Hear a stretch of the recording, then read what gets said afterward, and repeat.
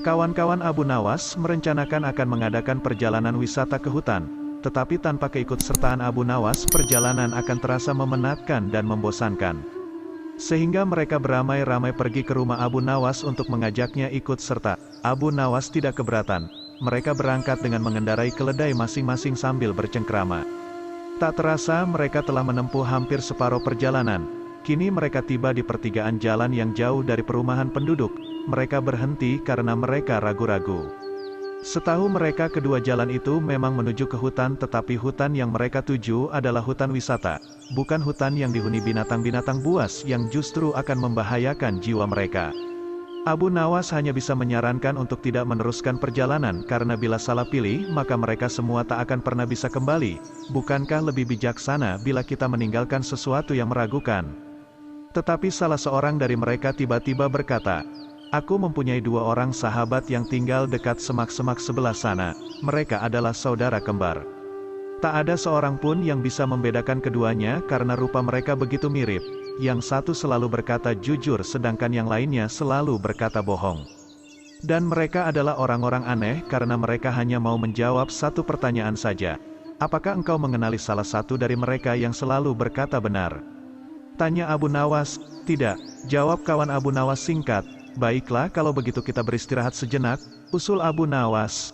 Abu Nawas makan daging dengan madu bersama kawan-kawan. Seusai makan mereka berangkat menuju ke rumah yang dihuni dua orang kembar bersaudara. Setelah pintu dibuka, maka keluarlah salah seorang dari dua orang kembar bersaudara itu. "Maaf, aku sangat sibuk hari ini.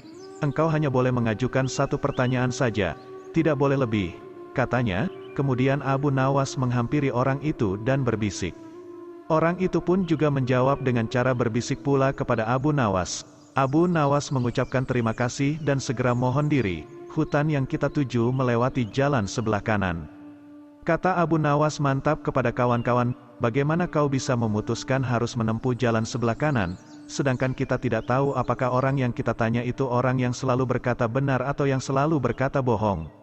Tanya salah seorang dari mereka. "Karena orang yang kutanya menunjukkan jalan yang sebelah kiri," kata Abu Nawas. Karena masih belum mengerti juga, maka Abu Nawas menjelaskan. "Tadi aku bertanya, apa yang akan dikatakan saudaramu bila aku bertanya jalan yang mana yang menuju hutan yang indah? Bila jalan yang benar itu sebelah kanan dan bila orang itu kebetulan yang selalu berkata benar maka ia akan menjawab, jalan sebelah kiri. Karena ia tahu saudara kembarnya akan mengatakan jalan sebelah kiri sebab saudara kembarnya selalu berbohong.